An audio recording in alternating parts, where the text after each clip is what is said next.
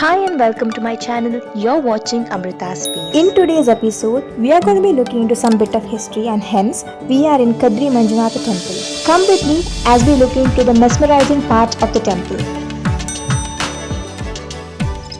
Situated in the heart of the city, this place takes you back to the 14th century. This is one of the oldest and revered temple in Mangalore, situated in the scenic Kadri Hills. Here, the main deity is Lord Manjunatha and it's worshipped in the form of Shiva. So once you enter into the main gate, on the left hand side you will see Ganpati temple where you need to pay your respects. After which you will see another temple which is dedicated to Ma Durga where you will circumambulate and offer your prayers. After a divine darshan of Shri Mahaganapati and Durga Parameshwari Amma, one can get to the sacred pond which is situated above. People often are seen doing cleansing rituals here as they take a dip in the pond.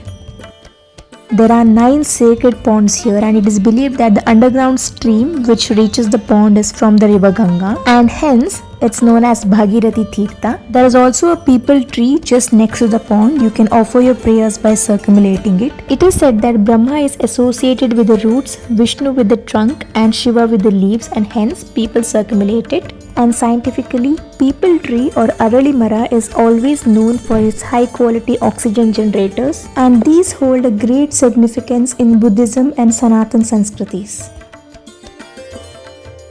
Okay, so now I'm going to pick a kalash from here and fill it with a natural spring which comes from Gomukha Tirtha and offer it to the Shivling which is situated above. And this is the view of the pond from the elevated surface. It is believed that the temple is closely associated with the Alupa dynasty which is one of the earliest ruling dynasties of coastal Karnataka. Here you'll get to see the ornate gopurams and traditional tiled roofs which is suitable for the climate.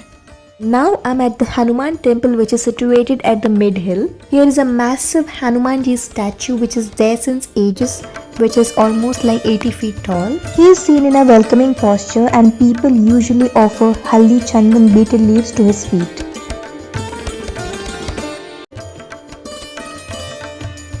These stairs take you to the Jogi Mutt which belongs to the Nath Sampradaya yogis. The foundation of the Sampradaya is built upon the legends of the Navanath, 9 divine spiritual masters who propagated the teachings across India and Nepal. These yogis traditionally wear large earrings which pierce the cartilage of the ears. One such example is a famous political figure at the current era is CM Yogi Adityanath ji, who also belongs to the Nath Sampradaya.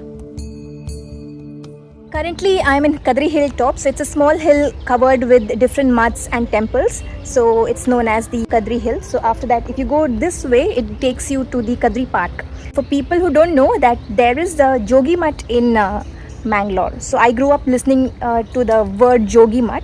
I never knew that this is actually Gorakhnath Mutt. After I heard about CM Adityanath Yogi, so he belongs to the Nath Prantya, right? So they have that earring over here which is pierced inside. It kind of perform the penance to kind of attain certain spiritual growth in their life.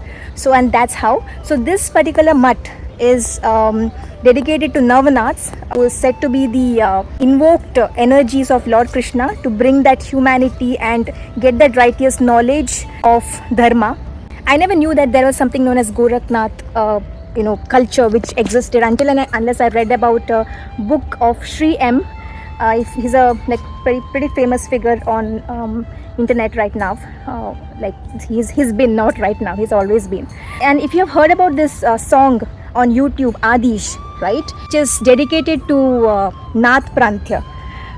It says that the last line of the song says that तुम बाहर जो खोज रहे हो वो अंदर ही भीतर ही बसे, जो बाहर खोजे वो भीतर ही बसे. So to my surprise, I never knew that Gorakhnath Mutt is here. I've read about a lot. I read about Gorakhnath cultures and all of that in different books. But to my surprise, that what I believed growing up saying is Jogi Mutt is actually Gorakhnath Mutt, and I never knew that Jogi and Gorakhnath Mutt is like quite a synonym. Those orange painted structures over there, so those are samadhis, prachin samadhis of different yogis. Here is a teakwood leaf which is used to prepare a certain sweet dish which is very famous on the coastal belt. It's also said that there is a cave pathway which take you directly to Kashi Vishwanath Temple, which is now in an abandoned state, and following the pathway would lead to oxygen blockages. Here is a Jeev Samadhi of a saint known as Jwalanath who has consciously let his body in a Samadhi state after enlightenment. For a moment, I was just stunned to see how realistic the Samadhi appeared to be. If you observe carefully, there are different Samadhis of Siddha Yogis which are engraved to each block as shown here. If you know that Nath yogis greet each other by saying Alakh Niranjan, which also means Koti Koti Pranam. Okay, so now I'm marching into another Jivanta Samadhi of a Yogini Mata who's said to be living here since decades. Even though I was born and brought up here, this is the very first time I'm spending some good quality time understanding the mesmerizing facts of Nath Prantya, and that's because when we were young, we had very limited resources to understand a culture, but now the information is everywhere. But you need to find the right one which really works for you. Oh my god, look at my hands. Due to the dense forest around, these mosquitoes have squeezed the hell out of my hand. Anyway, so now I'm moving downwards towards the foothill to visit Lord Manjunatha Temple. The deity here sits in a peaceful form and chastity, welcoming a huge number of devotees who keep his faith in him.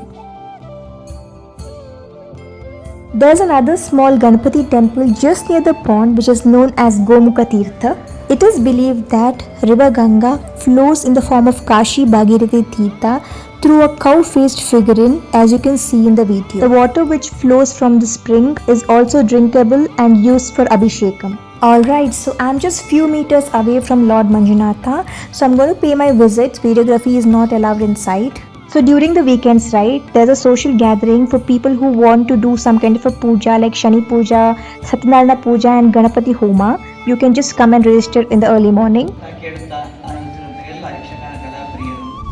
There's also a temple which is dedicated to Ayyappa Swami, and thousands of devotees every year descend to Shabarimala from here. And when you visit the temple, don't forget to keep the sandals in the dedicated place rather than just throwing it here and there. It just costs you 2 rupees per pair, which is not much. After a fulfilling hour of connecting with nature and culture, I'm here to drink a glass of sugarcane juice. Although it's not that sunny, but it is very humid, and the first sip of the juice felt like some heavenly drink. Now that we have come to the end of the vlog, it's time to quote a goodbye. Thank you so much for watching my channel, my vlog, and if you resonate with me and you like such videos, do feel free to like, share and subscribe. I'll catch you up in the next series. Till then, take care. Bye.